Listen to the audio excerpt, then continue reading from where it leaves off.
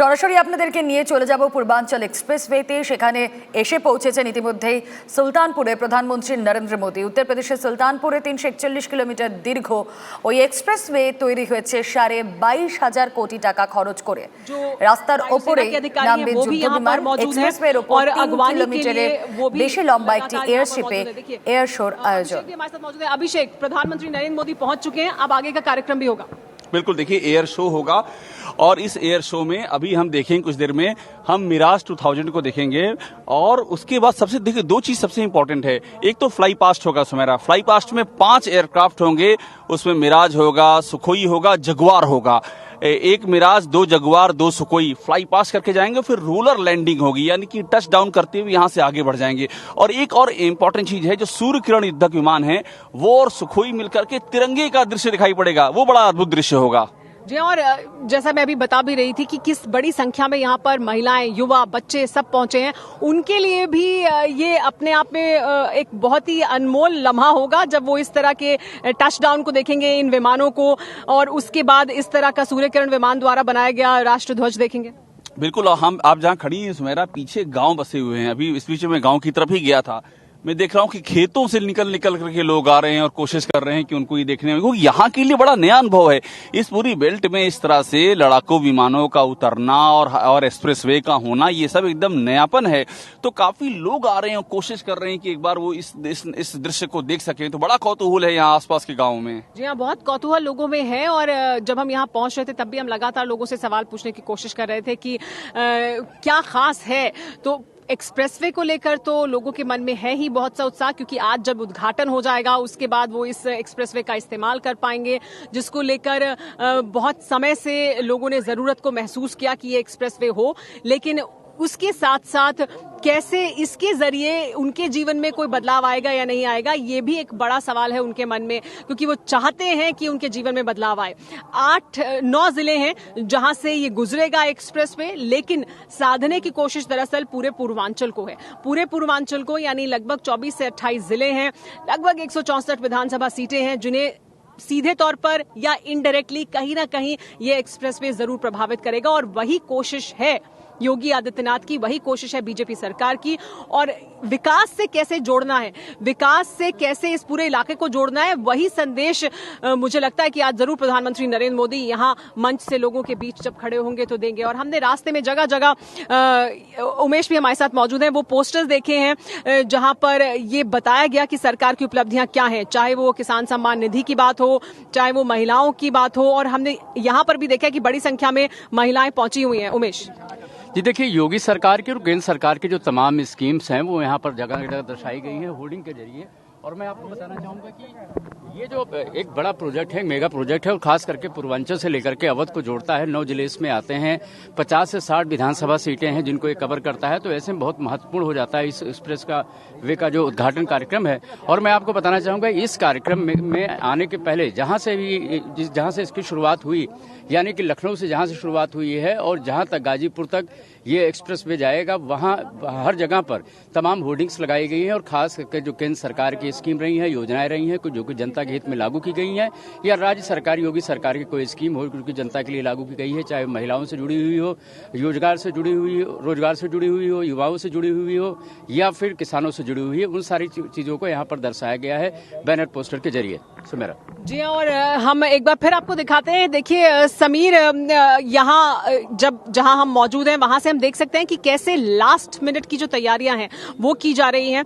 Air force के जो वरिष्ठ अधिकारी हैं वो मौजूद हैं और वो लगातार जायजा ले रहे हैं, क्योंकि अब से कुछ देर बाद जब प्रधानमंत्री नरेंद्र मोदी का संबोधन हो जाएगा उसके बाद यहीं पर हमें वो एयर शो देखने को मिलेगा। तो देखिए वो तस्वीरें भी आइए आपको एक बार फिर से दिखाने की कोशिश करते हैं। यहाँ पर अब से कुछ देर पहले वो गाड़ियां आई जिसमें अधिकारी पहुंचे हैं, और उसके बाद ये कोशिश है लगातार कि यहाँ पर आखिरी जो तैयारियां हैं उनको कर लिया जाए। উত্তরপ্রদেশে আপনারা দেখছেন পূর্বাঞ্চল এক্সপ্রেসওয়ে উদ্বোধনের ঠিক আগের ছবি। প্রধানমন্ত্রী নরেন্দ্র মোদী সেখানে পৌঁছে গিয়েছেন। সুলতানপুরে এই অনুষ্ঠানের এই পূর্বাঞ্চল এক্সপ্রেসওয়ের আজ উদ্বোধন করবেন প্রধানমন্ত্রী। 341 কিলোমিটার দীর্ঘ এই পূর্বাঞ্চল এক্সপ্রেসওয়ে তা যোগী রাজ্য সেখানে উপহার পেতে চলেছে যোগীরাজ্য এই পূর্বাঞ্চল এক্সপ্রেসওয়ে। লখনৌয়ের সঙ্গে রাজ্যের 8টি জেলাকে সংযুক্ত করা এই এক্সপ্রেসওয়েতে সুলতানপুরের কাছে রয়েছে 3.3 কিলোমিটারের এক ফালি রানওয়ে, আর সেখানে যুদ্ধবিমান আপৎকালীন পরিস্থিতিতে নামতে পারবে। আজ এই সড়কের আনুষ্ঠানিক উদ্বোধন আপনারা দেখতে পাচ্ছেন সেই ছবি। এয়ার স্ট্রিপে C-130 সুপার হারকিউলিস যুদ্ধ বিমানে সওয়ার হয়ে প্রধানমন্ত্রী নরেন্দ্র মোদী এখানে এসে পৌঁছেছেন। রাজনৈতিক মহলের মতে উত্তরপ্রদেশের ভোটের মুখে শুধু মসৃণ সড়ক সংযোগ নয়, সঙ্গে নিজের এবং নিজের সরকারের শৌর্য পরাক্রম তুলে ধরতে চাইছেন প্রধানমন্ত্রী নরেন্দ্র মোদী। এদিন তিনি বক্তৃতাও দেবেন, আর কিছুক্ষণের মধ্যেই পূর্বাঞ্চল এক্সপ্রেসওয়ে উদ্বোধনের পর তিনি যে বক্তৃতা দেবেন সেখানেও রণংদেহী বার্তায় তার প্রকট হবে, এমনটাও রাজনৈতিক মহলের ধারণা।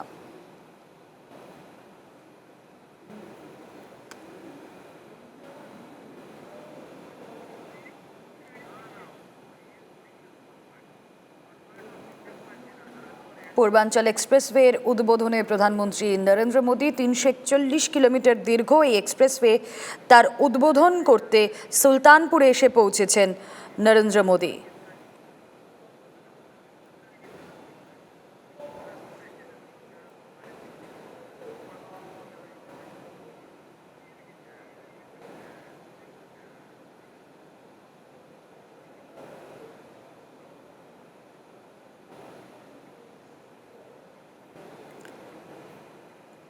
সুলতানপুর জেলার করওয়াল খেরির বহু চর্চিত এই পূর্বাঞ্চল এক্সপ্রেসওয়ে আজ তার উদ্বোধন।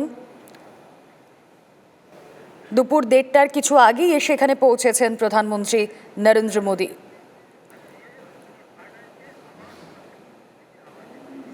কোভিড সংক্রমণ থাকা সত্ত্বেও রেকর্ড সময় এই রাস্তার কাজ শেষ করা হয়েছে, এমনটাই জানানো হয়েছে UPEID এর সিইওর তরফে।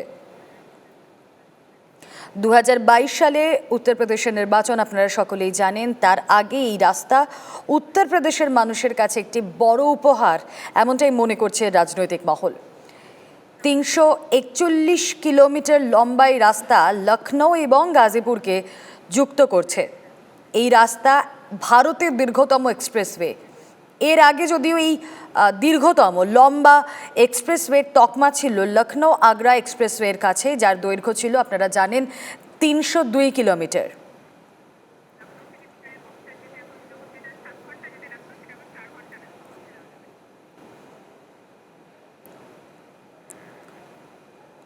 রাস্তা উদ্বোধনের জন্য প্রধানমন্ত্রী নরেন্দ্র মোদী তিনি এসে পৌঁছেছেন C-130J সুপার হারকিউলিস ট্রান্সপোর্ট এয়ারক্রাফটে। কিছুক্ষণ আগেও সেই ছবি আপনাদের সামনে আমরা রাখছিলাম, আবারও দেখছেন সেই ছবি।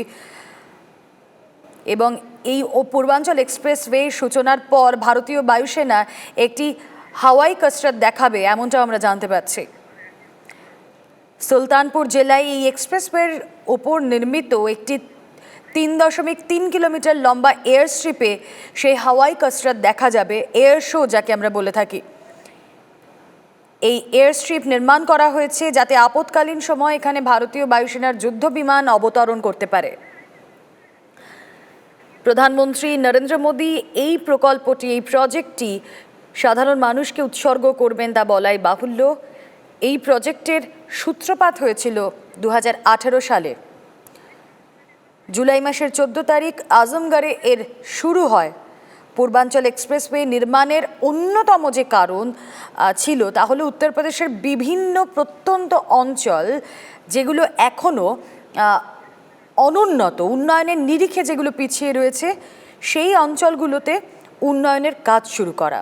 এই এক্সপ্রেসওয়েতে 6টি লেন রয়েছে এবং সেটি বাড়িয়ে পরবর্তীতে 8টি লেনও করা হতে পারে।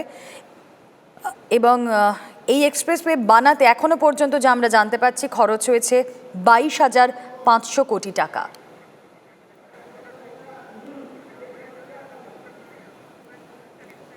বছর ঘুরলেই উত্তরপ্রদেশে বিধানসভা নির্বাচন, আর তার আগেই যোগী আদিত্যনাথের রাজ্যের হাতে 341 কিলোমিটার দীর্ঘ পূর্বাঞ্চল এক্সপ্রেসওয়ে তুলে দিতে এই মুহূর্তে সেখানে হাজির প্রধানমন্ত্রী নরেন্দ্র মোদী। আপনারা সেই ছবি দেখতে পাচ্ছেন সরাসরি TV9 বাংলার পর্দায়। কথা বলবো আমাদের সঙ্গে প্রতিনিধি অনিন্দ বন্দ্যোপাধ্যায় রয়েছেন। অনিন্দ, সামনেই উত্তরপ্রদেশে বিধানসভা নির্বাচন, তার আগে যোগী রাজ্যের হাতে এই পূর্বাঞ্চল এক্সপ্রেসওয়ে উপহার কতটা তাৎপর্যপূর্ণ? দেখো, অত্যন্ত তাৎপর্যপূর্ণ, এটা বলার অপেক্ষা রাখে না রুমেলা। বিশেষ করে তোমাকে বুঝতে হবে কোন অঞ্চলটা এই এক্সপ্রেসওয়ে। এটা কিন্তু পূর্ব মানে এটা একটা হয় পশ্চিম উত্তরপ্রদেশ, একটা হয় পূর্ব উত্তরপ্রদেশ। এটা কিন্তু পূর্ব উত্তরপ্রদেশ। এটা যেখানে শেষ হচ্ছে সেটা প্রায় বিহার লাগোয়া ওই অঞ্চল। তো সমস্ত ওই এরিয়ার যে ভোট, এটা কিন্তু সেটা এফেক্ট হবে, এতে কোনো সন্দেহ নেই। এবং তাতে মানুষ যে এতে খুব খুশি হবে এতেও কোনো এতে বলার অপেক্ষা রাখে না। 340.8 কিলোমিটার লম্বা, 6 লেন এই এক্সপ্রেসওয়ে, এবং পরে এটাকে 8 লেন করার কথা ভাবা হচ্ছে। স্বভাবতই এই যে বড় একটা ইনফ্রাস্ট্রাকচার পুশ মোদী সরকারের, এবং বিশেষ করে উত্তরপ্রদেশে, আর তার আজকে যে নাটকীয় ভাবে প্রধানমন্ত্রী নরেন্দ্র মোদীর নামা, নেমে সেখানে এয়ার শো দেখা, সব জিনিসটাই কিন্তু অপটিক্সের হিসেবে, পলিটিক্সে অপটিক্স খুব বড় ভূমিকা রাখে, এবং সেই অপটিক্সের হিসেবে খুব অনিন্দ, এই এক্সপ্রেসওয়েকে ঘিরে ইতিমধ্যেই রাজনৈতিক তরজাও শুরু হয়েছে, তুমিও জানো সেটা। সমাজবাদী পার্টির অখিলেশ যাদব তিনি দাবি করেছেন তার সরকারের সময় 341 কিলোমিটার সমাজবাদী এক্সপ্রেসওয়ে তৈরির কাজ শুরু হয়।